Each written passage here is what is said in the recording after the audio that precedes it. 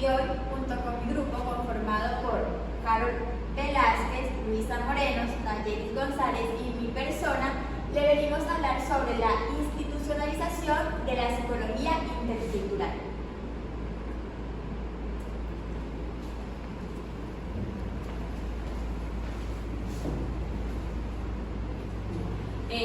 Bueno, a modo de introducción, el artículo se basa en un debate en el cual hay dos líneas de pensamiento diferentes, las cuales buscan analizar cuál es el papel que tiene la cultura en la vida mental de una persona. A lo largo de la historia ha existido una contradicción, ya que se ha reconocido que el ser humano tiene la capacidad y la necesidad de vivir en contextos culturales, pero a pesar de esta capacidad y necesidad, muchos psicólogos le asignan a la cultura un papel secundario. Entonces, esto quiere decir que a pesar de que la cultura juega un papel importante en la construcción de la vida mental de la persona, a esta se le asigna un papel secundario.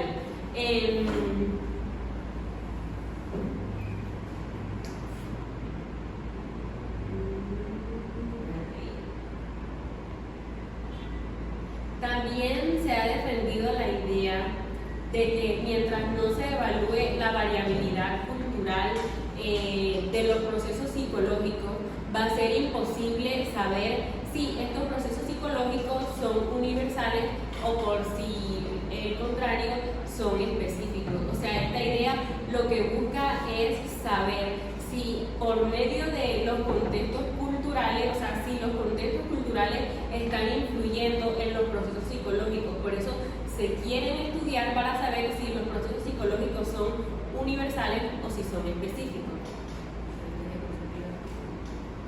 Bueno, la perspectiva racionalista de la ilustración. Esta es la primera línea de pensamiento en la que entra el debate. Y esta se caracteriza por defender modelos basados en la observación, argumentar a favor de la misma naturaleza interna y mental de todos los hombres y sobre todo por explicar las diferencias humanas sobre la base de la doctrina o el ideal del progreso. Esta línea de pensamiento defiende la idea de que la humanidad avanza de forma ascendente, de abajo hacia arriba, que va desde la barbarie hasta la civilización. También defiende la idea,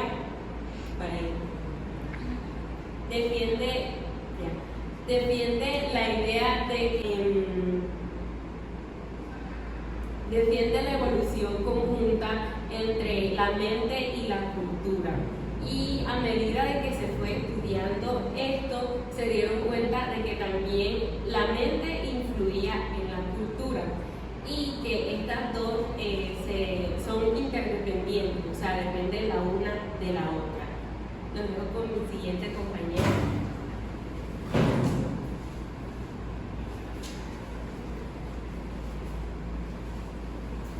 Bueno, mi nombre es Carol Velázquez y les voy a hablar sobre la rebelión romántica contra la ilustración.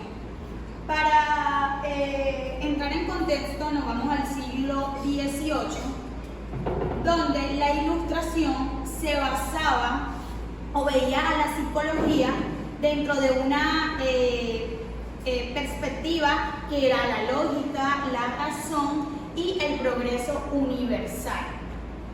De igual manera, esta planteaba que el ser humano progresaba o evolucionaba a través de unas etapas fijas, que era desde el salvajismo hasta la civilización, y que la mente humana evolucionaba a través de un pensamiento uniforme y de igual manera universal, es decir, que los seres humanos nos desarrollábamos o evolucionábamos de igual manera, en general, algo universal. Entonces es aquí donde entra la rebelión romántica y hace una aclaración o no está de acuerdo a la idea que plantea la ilustración. ¿Por qué? Porque esta se basaba más que todo en la cultura. Decía que cómo se podría entender al ser humano si antes conocer su historia, su contexto, su lengua, sus pensamientos y sus tradiciones, en general la cultura. Entonces, que para entender al ser humano debíamos tener presente esta cultura para comprender sus comportamientos, entender su lenguaje y estar más centrados. Hubieron varios exponentes que estaban de acuerdo con la rebelión romántica, que está Jean Baptista, que decía que la mente solo puede entenderse a través de su historia y su cultura, que es lo que anteriormente pues había dicho que se basaba la rebelión romántica. Y Joan Hender, que introdujo el relativismo cultural. Él más que todo defendió la rebelión romántica porque decía que el ser humano, a través de su historia y su cultura y sus pensamientos, es lo que lo crea. Y decía que el lenguaje es el reconocimiento del pensamiento, o sea, lo que el ser humano transmite a través del lenguaje es lo que piensa y es donde está su historia, sus creencias y su forma de ver el mundo.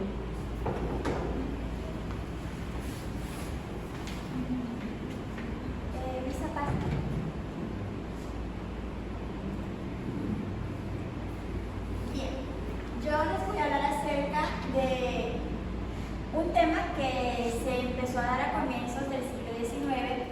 Este tema trató acerca de un intento por reconciliar las ciencias naturales y culturales. A comienzos del siglo XIX estaba este dilema de si la mente humana y el comportamiento del humano se debía estudiar a partir de la ciencia natural o la ciencia cultural. La ciencia natural, por un lado, sostenía que todos los problemas que se pudieran dar debían tener una pregunta y una respuesta general y universal, es decir, esa pregunta y ese problema era aplicable en todos los contextos. La ciencia natural sostenía que la mente y el comportamiento humano se debía estudiar a partir de los procesos biológicos, es decir, la percepción, la atención, la sensación, etc. Mientras que la ciencia cultural sostenía que la mente se debía estudiar a partir de los procesos culturales y sostenía que los problemas y las respuestas a esos problemas variaban según las características de dicha cultura en cuestión y que no era aplicable universalmente. Bien. En este proceso de estudiar el comportamiento humano y la mente humana en general, se busca como unificar estas dos ciencias, la ciencia natural y la ciencia cultural. En el proceso de unificar aparecen varios autores, en este caso John Mill, quien propuso una psicología dual, experimental y centrada en la cultura. Experimental, ¿por qué? Porque buscaba estudiar los procesos biológicos del hombre en espacios controlados y centrada en la cultura porque se centró en el estudio de la etología, es decir, se centraba en cómo cada individuo se desenvolvía en un contexto cultural. Por otro lado, Lazarus y Steinthal crearon la psicología de los pueblos, que integraban cultura y mente. Ellos sostenían que cada sociedad evoluciona de manera única y distinta. Lazarus y Steinthal sostenían que la cultura influenciaba en cada individuo y que ésta permeaba la manera en cómo percibimos el mundo. Concluyendo que la cultura debía ser un enfoque que se debía tener en cuenta al momento de estudiar la mente humana y el comportamiento de ésta.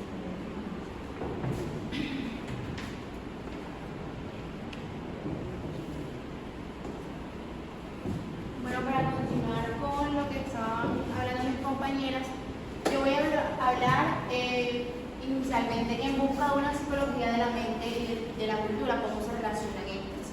El desarrollo de la psicología cultural ha permitido recuperar la visión de Jung sobre la estrecha relación que existe entre la mente y la cultura mediada por el desarrollo histórico. Este concepto, este enfoque fue retomado también por el antropólogo Richard Schweder y sus compañeros, sus colaboradores, que se centraron inicialmente en la psicología de los pueblos, que fue propuesta por Jung. Pero también hay otras aproximaciones como la psicología de Butner o la psicología cultural europea, que también comparten esta misma línea de pensamiento. A partir de Jung, la psicología se separa de la cultura y toma un enfoque sobre el conductismo, que se centraba entre los estímulos y las respuestas observables. El conductismo, al centrarse en el empirismo, eliminó conceptos como la mente, la conciencia y la intuición o las intenciones, alejando la psicología de los procesos humanos específicos. Sin embargo, se siguió centrando en buscar aquellos procesos de la constitución humana. ¿Cómo influyó la revolución cognitiva en los años 60 para que se pudiera dar lo que ahora conocemos como la psicología intercultural? En los años 60 la revolución cognitiva surgió como respuesta al conductismo, con Brunner como uno de sus principales impulsores. Lo que buscaba la revolución cognitiva era introducir de cierta forma la psicología cultural a partir de del significado y cómo las personas podían crear significados a través de las experiencias.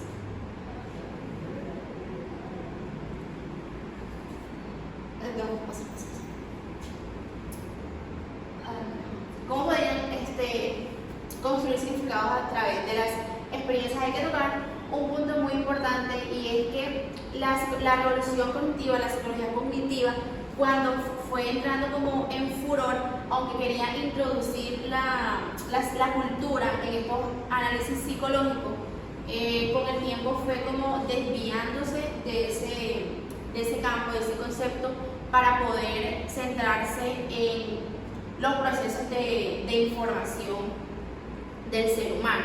Entonces, cuando se hablaba de la cultura, se hablaba como una variable, como algo muy aparte, pero no específicamente sobre la revolución y la psicología conductual. Por eso la psicología cultural fue más que todo abordada dentro de la psicología transcultural. Sin embargo, esta no cumplía de pronto con las expectativas que esperaban algunos antropólogos o algunos investigadores que se abordaran. ¿A quién se le puede atribuir el surgimiento de la psicología cultural? A dos factores principales, la insatisfacción y el deseo. ¿Pero la insatisfacción de quién? De aquellos investigadores que trabajaban y conocían muy bien, muy profundo, la psicología transcultural, pero no estaban de pronto de acuerdo cómo esta abordaba la relación que había entre la cultura y la mente. Y el deseo de los psicólogos, antropólogos, que estaban de acuerdo con que la psicología transcultural sí era importante, sí cumplía su papel, pero no le daba el espacio necesario a la psicología cultural en ese entonces. Entonces surgió la psicología cultural para dar respuesta a aquellas preguntas de cómo la cultura, la diversidad cultural puede influir en los procesos psicológicos. Y unas definiciones de la psicología cultural, según Mire, en 1994, son tres: categorial, politética y teleológica. En la categorial tiene un enfoque, lo define como un campo interdisciplinario en el que influyen tanto la psicología, la lingüística y la antropología. En la politética lo define como un campo, un enfoque de investigación que da respuesta a la relación que puede haber entre la mente y la cultura. y teleológica, en donde se unen diversos campos que, aunque cada uno trabaja en escenarios diferentes, tienen en común la mente y la cultura. Perdón. Bueno, esto fue todo. Gracias.